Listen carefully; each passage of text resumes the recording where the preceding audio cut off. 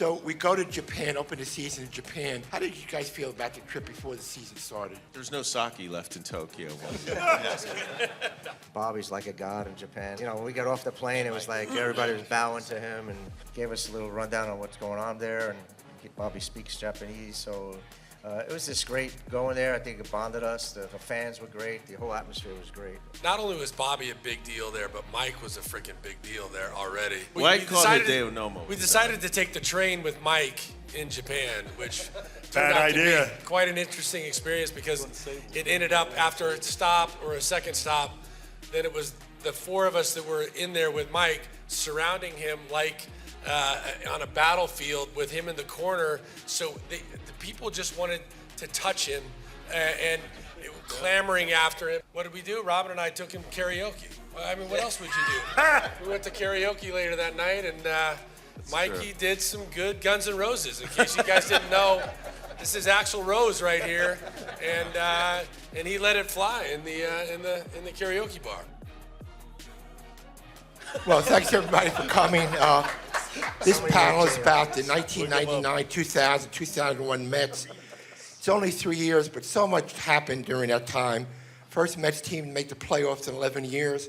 First Mets team to make the World Series 14 years. The first Mets team in history to go back-to-back postseason.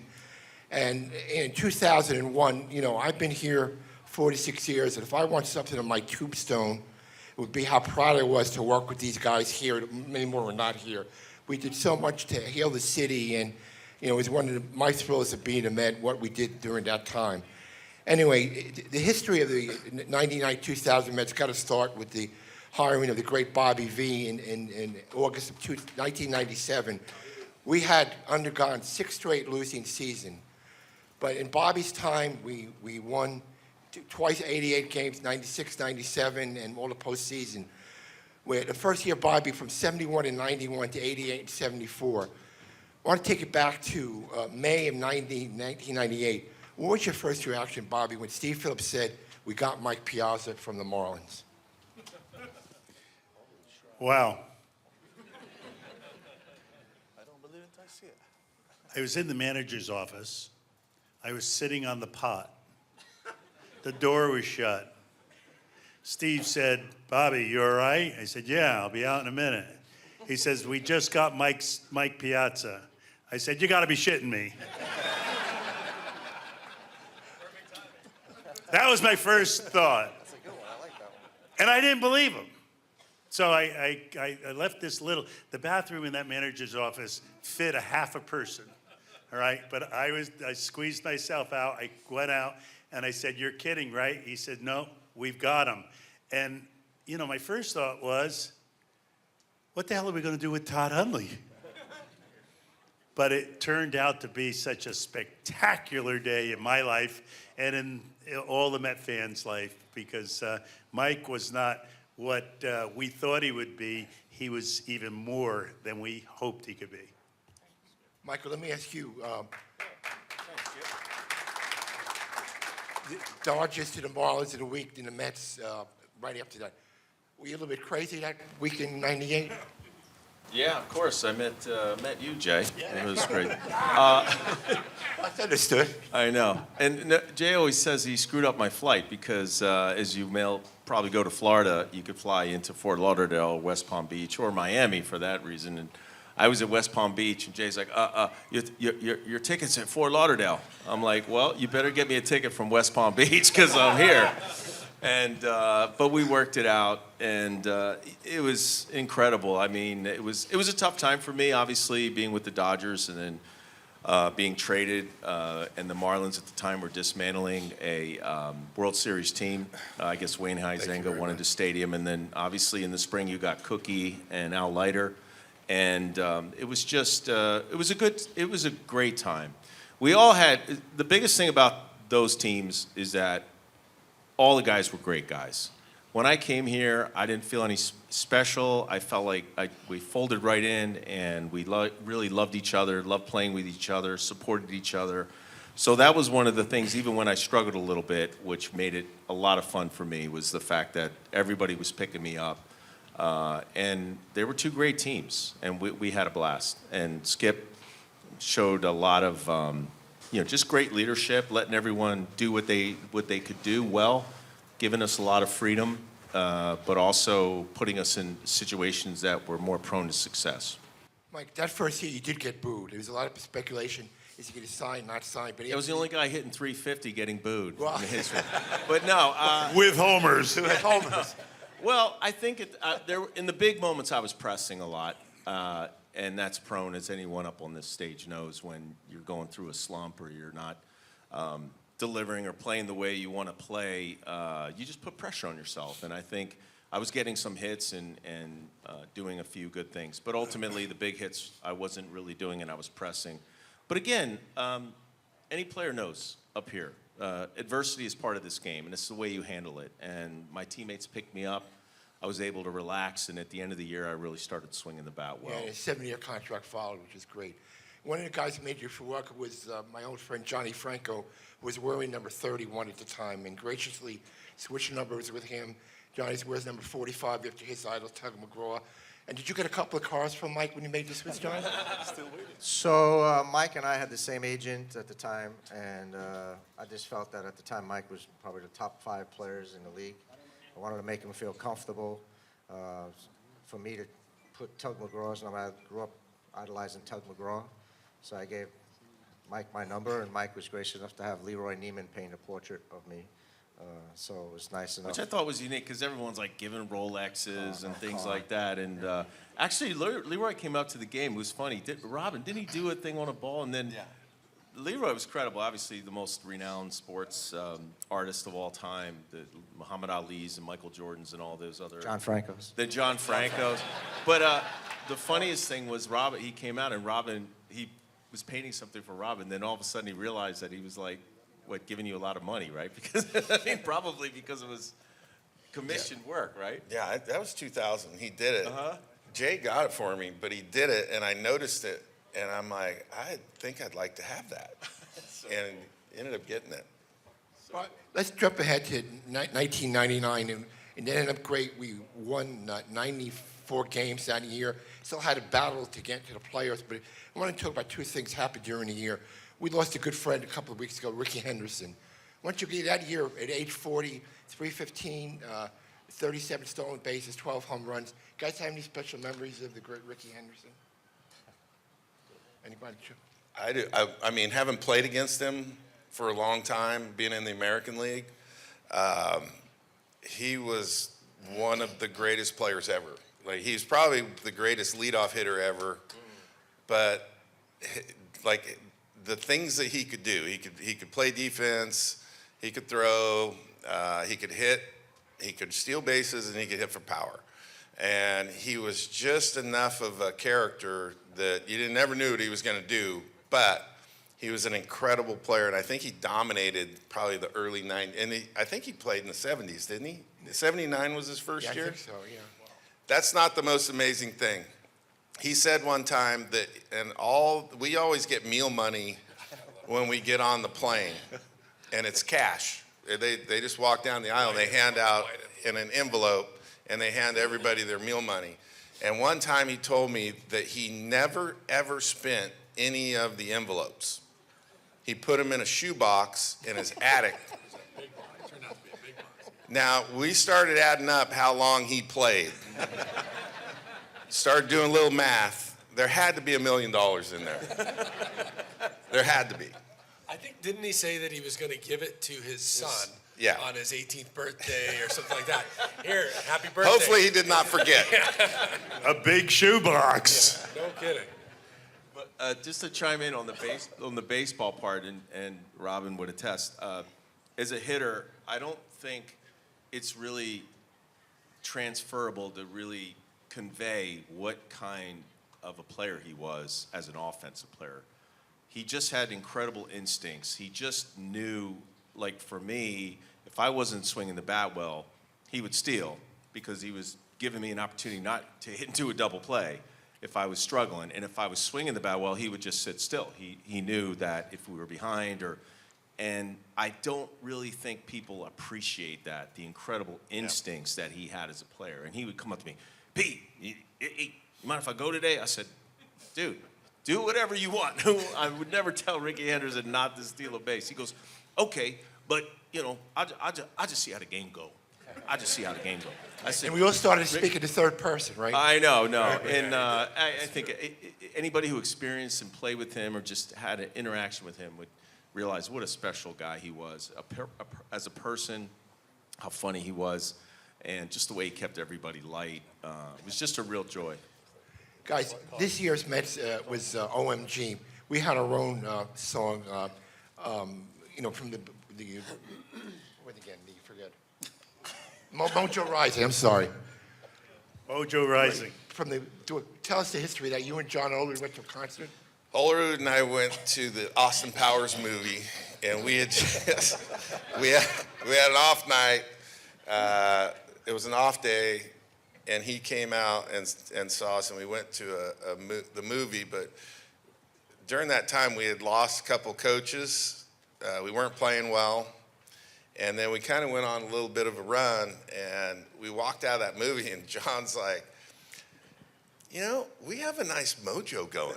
And I'm like, yeah, we do. I didn't really think about it. And the next day I was driving in, and when we came in, I asked Charlie, our clubhouse guy, I said, do you have any Doors music? I remember hearing, I could hear it in that song. And I told him, I said, hey, if we win tonight, just play it when we come in. And I don't know about you guys, but it was like the perfect amount of time when the game ended and he pushed the button, and you shake hands, you're in line, and then you walk back up the ramp going to the locker room. For some reason, the timing, the music was upbeat by that time. If I'm not saying this right, let me know. But it just kind of started a little momentum, and then Vito would play it on the board. If we're behind and then there's a little blooper, he would just play a snippet of that song. And it was funny because other players on other teams, they'd hear that little snippet and they go, oh shit, here they come again. Something's gonna happen. And it kind of started a little fun thing that we got to use until you brought out the Black Widow lady that you brought out. What? Morrison's widow, who put like a hex on me or something. I don't know what it was. So September of '99 wasn't a great month for the Mets. 7-game losing streak, lose 2 or 3 going to the last weekend. Do you remember what we were thinking about? We were still at 93 games. Players were still in down. What was the mood of the clubhouse going into the Pirates series? Fonzi, you tell him. What was it like? We had 3 games left against the Pirates. We had to win 3, and Cincinnati had to lose 3 for us to get to the playoffs. What was the clubhouse like? I don't remember. Wow, that was great. It was great atmosphere, especially play the Mojo Rising, That was something that, like Maya was saying, the team was so exciting. We were so together. The team was like, hey, we can do this because we have the talents here. We had the people to do it, the right people to do it. And then I think inside the clubhouse, it was something that, you don't want to leave. You want to stay there because everything was great. So we win the last game, and Mike was up against the Pirates, bases loaded. You didn't hit a home run, Mike. No, that was a wild pitch, right? We won on a wild pitch. Wild right? pitch, yeah. Yeah, that was Brad Klontz. Yeah. Yeah, I remember Brad Klontz from even when I was with the Dodgers. I faced him a lot, and yeah, it was really. Everyone always laughs. I think I was really stunned because I didn't realize what exactly had happened. It was the weirdest thing, but I think that season I remember Game 163. With Al's performance in Cincinnati. I mean, that was one of the most intense games. I just want to back up that night, Mike. We didn't know we won the game. Cincinnati won. Yeah. We had to wait until about 11, 12 o'clock. We ate hamburgers at the Diamond Club. Yeah, to go to Cincinnati. Didn't know where to go. To play. Arizona, Cincinnati. Yeah. Cincinnati won. We had to go to Arizona. The story goes, Al didn't know he was pitching a one-hitter until the 8th inning. And that game, you went out and said, looked at the scoreboard. It was only 1 hit on the board. Yeah, I'd never seen Al more determined and in control of that game. It was one of the most memorable games I've ever caught. He just dominated them. I mean, there's very few times where you see at the major league level a player or a pitcher that just and they had a good lineup. I mean, they had a good team. So you think about it, he just came out there, was so determined. He had his cutter was absolutely biting him, and it felt like a cue ball when I caught it. And it was cold, and just one of the most memorable games. And it just kind of, unfortunately, we never did get to the World Series. I think ultimately we probably ran out of gas a little bit. It was such a stressful and emotional postseason. But that was a great moment, something we obviously will never forget. You know, Mike, I remember after the first inning, and Al got him out, and he came in, and I never saw him so wound up. His eyes were popping out of his head, the sweat was coming off of his chin, and then Fonzi hit that home run. Yeah. And everything was all right. After that, You know, it's funny because I remember when he was in the mound, you know, Leiter was one of the guys that you're thinking twice to go to talk to him, you know, because he don't want to hear nothing, and you know, it was a time then should I go, should I stay, you know, and then you know you just let it fly, and that was tremendous. That was tremendous by Al in that game. Fonzie, you had a great. So we go to Arizona, and the next day you hit 2 home runs in the first game, grand slam to win the game. So you hit a home run in the first inning with Ricky on board. I want to go back to August 30th that year. 99, probably had the greatest offensive game any Met. 6 for 6, 6 runs scored, 3 homers. 6 for 6, 3 home runs. You know, what That's were you a pretty drinking? good game. Fonzie, what were you drinking that night? Anything? Should have been 4. It was great. It was good. It was good. It was. I mean, one of those days. Do you ever? I mean, you never forget. I started with the home run first at bat, and then from there the confidence level was up, and then you know I ended with 3 home runs, and you know it was something then that you never thought you're gonna do it. Into my last at bat, then everybody's out of the game except me, and Bobby told me you got one more chance to go, and then I got doubled to the right field line and get to second base, and wow, 6 for 6. That sounds nice, but I don't even know what I did. And into Mr. Valentine, he tell me, wow, congratulations. You say, why? It's another game for me. Until he told me about, you know, the records, the Mets records, whatever, and I was so happy, and I can't wait to see ESPN, you know, Sports Center or whatever, and when they show ESPN, it was Mike Piazza 1 for 4. But I'm going to tell you, one of the things that really pissed me off this past year, was Ohtani went 6 for 6 in the playoffs. He had 3 home runs. His 3rd home run was against an outfielder pitching. Huh, right? Right. And never was Fonzie mentioned in the national press. Never did he mention that this has already happened, folks. He hit the 2 home runs. He went 6 for 6 in a playoff game. Yeah, and he never got his This wasn't 2. even playoffs. This was regular season. So hey, Ohtani was at the end of the season. That's right. It was regular season. That's right. and It you was want- against and you an wanna- outfielder, right? you want to know Yeah. something funny? The next day, I went 1 for 4 with an infield hit. That's the crazy the game is. So in '99, we win the division series on a walk-off home by Todd Pratt. I don't know if you guys remember, Steve Finley used to torment us in center field. And I thought for sure he was going to come down and catch the ball. The game made Johnny Franco winner for the first time in postseason. What do you guys remember about that game? Johnny, go. I remember Todd Pratt hitting a home run. That's what I remember. You were the winning pitcher. Yeah, it wouldn't have been, I mean, it was, you know, that whole '99 season was great, you know, from Pittsburgh to Cincinnati against Arizona. You know, these guys up here, it was just a tremendous team, that '99-2000 team. You know, I think Mike said it before, you know, I think we ran out of gas a little bit towards the end, but No, I just put in the wrong pitcher at the end of the game. Tell the truth. We had don't wanna it right by we don't the wanna say it, cojones. We had them right where we wanted them. They won those first 3. We came back and won 2. Then we came back again, and we came back again, and we came back again. And then I had Dotel out in the bullpen, and I was worried about him as being a rookie and him walking people. So I had the veteran who's out there, and I thought he could pitch and get the guy out. And Kenny Rogers walked a guy who had over 700 at-bats and only 40 walks. He walked the freaking guy with the bases loaded, yeah. And if I brought him to don't tell, we weren't going to obviously say he would have that. struck him We weren't out. going to mention that, but now that you mention it. That's what 99 was. So, Rob, you've hit like 39 million Grand Slam home runs in your career. Game 5 of the LCS in '99, which you thought was a home run, and you know, Todd Pratt blames it on you, just so you know. He said all of your home runs were high fly balls. This is a line drive. He thought it was a double. That's why he went out to get you. So, Well, Todd it was Pratt blames- raining. It was raining, so was you had to raining, keep right. it. You had to keep it a little lower because the rain would knock Right. it. Now, You now got these two knew it was out. They were at home plate. Yeah.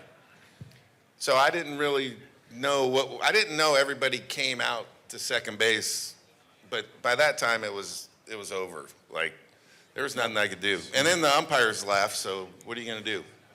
Grand Slam single. You know what's Yeah. funny? Real quick, I just remember as a kid, no one remembers this, you may, but Tim McCarver hit a grand slam home run in Pittsburgh and passed the runner at first base because the ball was like high, and he actually passed the runner and lost a grand slam because of that. Wow. Was that an out, or what is the rule in that? It's been a It's an while. out, I think. Yeah. So he hit he hit a home run and was running around first base and passed the runner who was just off the dirt at the old Three Rivers Stadium Should have been and a single lost a then grand still, slam. right? That's true. Look that up. So that guys, crazy? guys, in 2000, we have a So I'm preseason. glad he didn't get you between first and Yeah, exactly. Sorry. First and home. So we go to Japan, open the season in Japan. Was that a bonding trip, you guys? Well, how did you feel about the trip, bringing everybody together? And I want to get to Benny's home run. How did you guys feel about the trip before the season started? There's no sake left in Tokyo. I thought it was great. I thought it was a great bonding trip. I mean, to go to Japan to open up the season.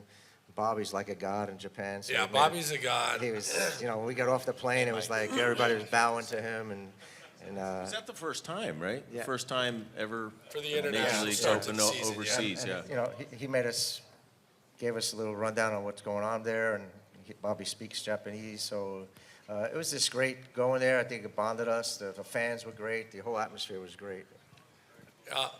One thing that I remember very clearly from that trip was that not only was Bobby a big deal there, but Mike was a freaking big deal there already. Some Dodger leftover stuff, and Yeah.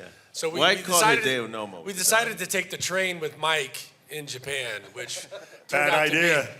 be quite an interesting experience because it ended up after a stop or a second stop, then it was the four of us that were in there with Mike surrounding him like on a battlefield with him in the corner. So the people just wanted to touch him and clamoring after him, and that was the first time I think it got a little bit scary in a way because it evolved into something. So what did we do? Robin and I took him karaoke. Well, I mean, what else would you do? We went to karaoke later that night, and Mikey did some good Guns N' Roses. In case you guys didn't know, this is Axl Rose right here, and he let it fly in the karaoke bar.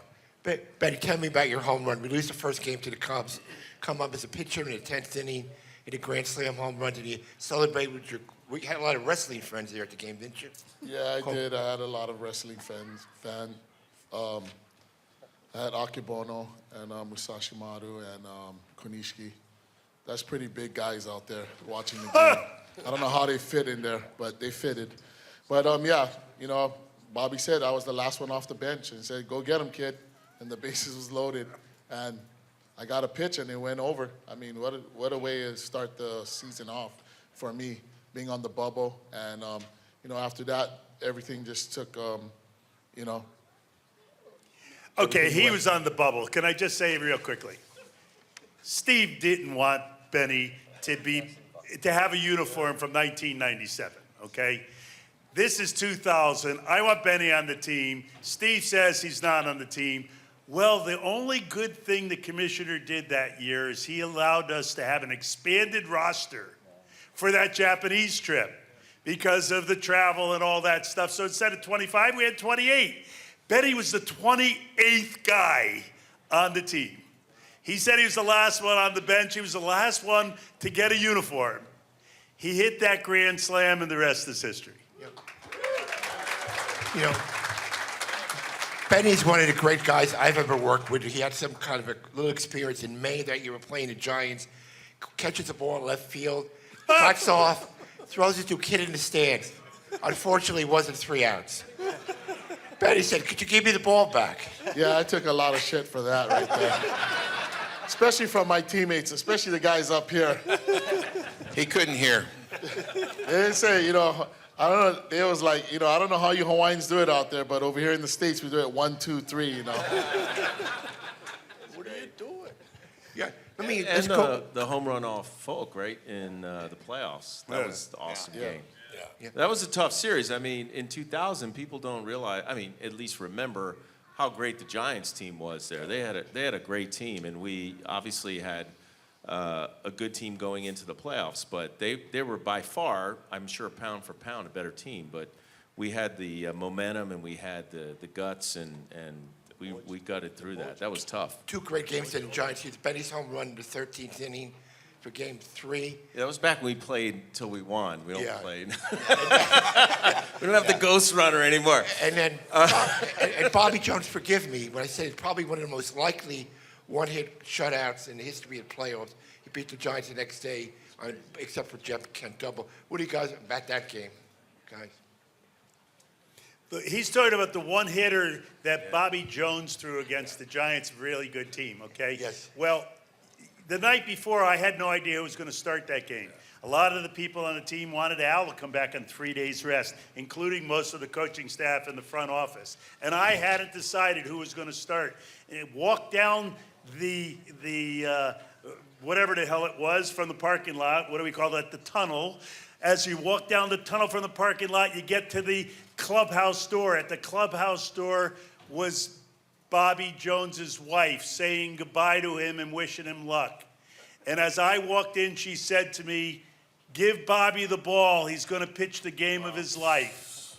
And I went into my office. I got a ball, which was kind of the habit, put it on the pitcher's little chair, right? The starting pitcher. Went into the office, grabbed the ball, went out, put it on Bobby's locker, and that made me a genius for the day because he threw a one-hitter, and Bobby's wife told me to do it. And it's funny, yeah, when we did the pregame meeting and we were talking, and I said, he's like, "Well, what are we going to do with Bonds? What are we going to do with Bonds?" I go, "Dude," I said, "I want him to hit the ball 9,000 feet. I said, we're going to go right at him. We're not going to tip or we're not, I want to keep it clean. I go, we're not going to dick around." I said, let him hit it 9,000 miles. I go, the condition, he's not used to that. I said, come in, cutters off his hand.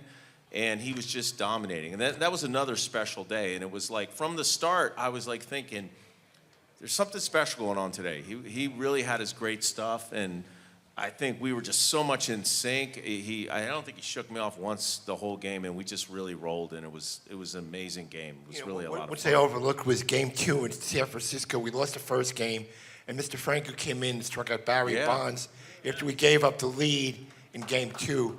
Pretty good strikeout, Drew. Pretty good strikeout, Johnny. Mike finally put the right fingers down.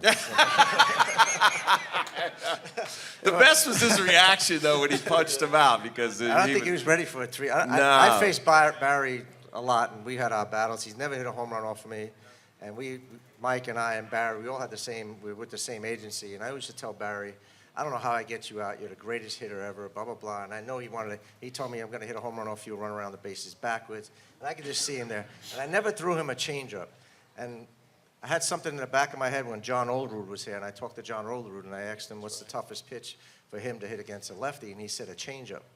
And that particular time, I don't know why I decided, Mike was calling fastball, and then finally he went to changeup, and we caught him looking, we froze him, struck him out, and then 2 days later at Shea Stadium, I think he was looking for the changeup, and we got him with a high fastball. So I had pretty good success against Barry. Had him in my pocket a little bit, but it's a lot of fun. It's a lot of fun. He's a very good competitor, great hitter, great. It's great to compete against him. Yeah. And a quick FYI, after we beat the Giants and they're going home and we're advancing, Barry Bonds did come into my office and shook my hand and said congratulations. Just the FYI.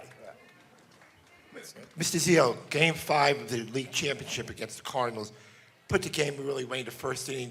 What do we think? Come get bat bases loaded, get a 3-1 double, make it 4-0. Yeah, what I remember most about that is two things. A, the Cardinals were the team that I came up with, and they traded me. I left there with a bad taste in my mouth, and so I always looked for an opportunity to get some retribution. And so I was so glad that we were playing the Cardinals. I had done well against them, and that was I remember that at bat as a long battle and probably the one of the more quality at bats I had. But I think two things stick out. I got to second base and I turned and saw Robin crossing home plate, jumping up and down with his arms in the air. About 5 minutes late. 5 minutes late. 5 minutes after I hit it. And who let the dogs out? The Baja man blasting so loud that I look at the clip, which I saw this year recently, and I was literally covering my ears because it was so loud in the stadium. And that was the first time I had heard the stories about how Shea Stadium can literally move and rock and bounce. And when I'm standing on second base here, there's Robin. There he is, coming in dancing. I like it. I love that. But it was so loud that I covered my ears and I could feel the ground shake. And that was the first time I'd ever physically felt the ground shake on the ball field. And, that was a special moment. I think that for us meant, hey, we're going to the World Series now. Bring it on, whoever's next. And Mike Hampton obviously threw Great game. An amazing game as well. Todd, we talk about your almost home run in Game 1. Yeah, where's Timo? Run, Timo, run, please, dear God, run. You need to run. I mean, in the last number of years, I get a lot of people that, make the comment about Timo Perez. And if I can't blame Timo for anything, I hit the ball. I thought it was gone too. And I was rounding first, and I was expecting to continue coasting around the bases, and I saw it coming in. I turned, and I have to say, I was shocked. As much as it was fun to watch Robin crossing home plate on the double, I turned and I was shocked that Timo wasn't already, crossing it in the dugout. So look, Because he was still jumping on. He was still jumping up and down. Jumping down at second base. And it's tough. It's tough to beat him it's up. one of those wild things. And now it's linked. Sorry, maybe instant replay makes it a home run, and we go back in history and have something different. But it is what it is, and I hear Timo's name a lot. But Timo, didn't he get on base nine straight times? In the St. Louis which series. is a record. Yeah, I mean, he was. He was, it's funny because I remember Timo was the leadoff guy and I was in second, and we always talking. We have the skip always give you the opportunity to make something happen in the field, and I always tell him, hey, second pitch you go in and hit it, so hit and run, and set the table for Mike and the guys behind us, and I think it works pretty good for the Mets that year. Mike, Timo is really cool. There's no doubt about it. But I wanted to say about Todd. When we got Todd, I didn't really know Todd very well, and I called the guy over in L.A., Tommy Lasorda, who had him, and I said, hey, Tommy, what about Todd Ziele? We just got him.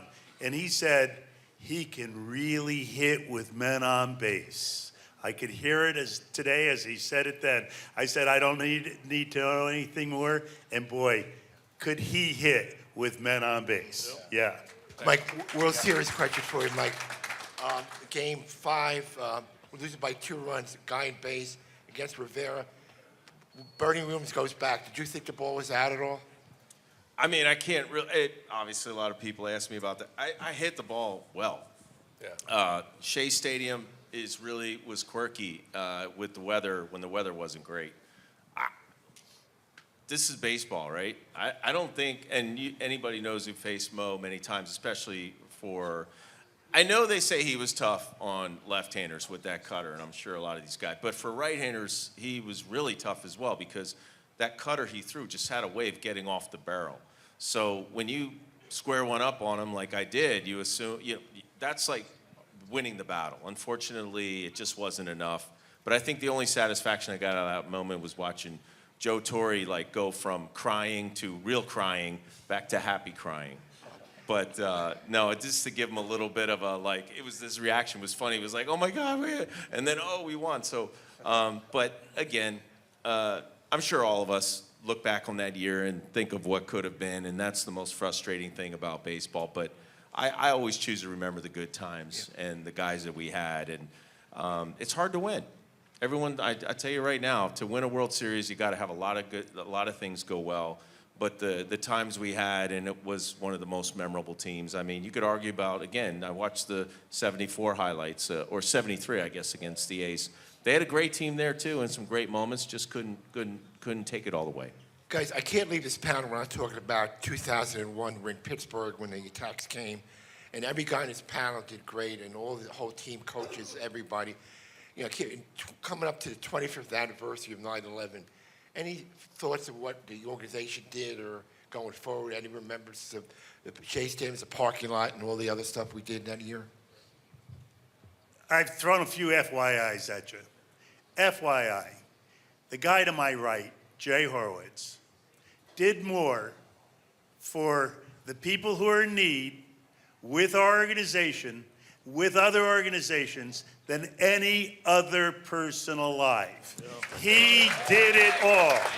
These guys will tell you, I mean, he had us at every event. If there was a funeral, if there was a firehouse where they had one engine, if there was a family in Brooklyn or the Bronx who were in need and they were baseball families, Jay had someone at their door, and Jay perpetuated that feeling with Tuesday's Children. Had us all working every Tuesday with kids coming to the ballpark, our players who were the best people that I ever got to know and to manage. No question. These guys here on stage and their teammates in 99, 2000, and 2001 were the absolutely best group of people that anyone could ever had. And they did more than was humanly possible, even though there was a lot more that was needed. But the leader was Jay Horowitz. Get that right, we all worked folks. together.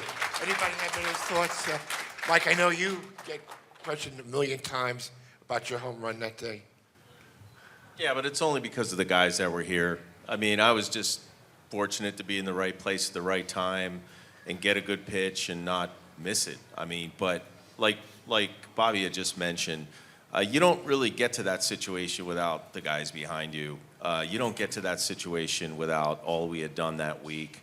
And then, ironically, in a pressure situation, I actually felt kind of relaxed because you start to rationalize life and you realize, as much as it means a lot to all of you fans, it is just a baseball game. And what we experienced was a lot more difficult. So, yeah, I mean, just blessed. I mean, these guys were great. That was not just a triumph of a game that week, but also over an incredible tragedy that you saw some incredible people step forward and show a lot of love, and that's what I most remember. Todd, you want to say something?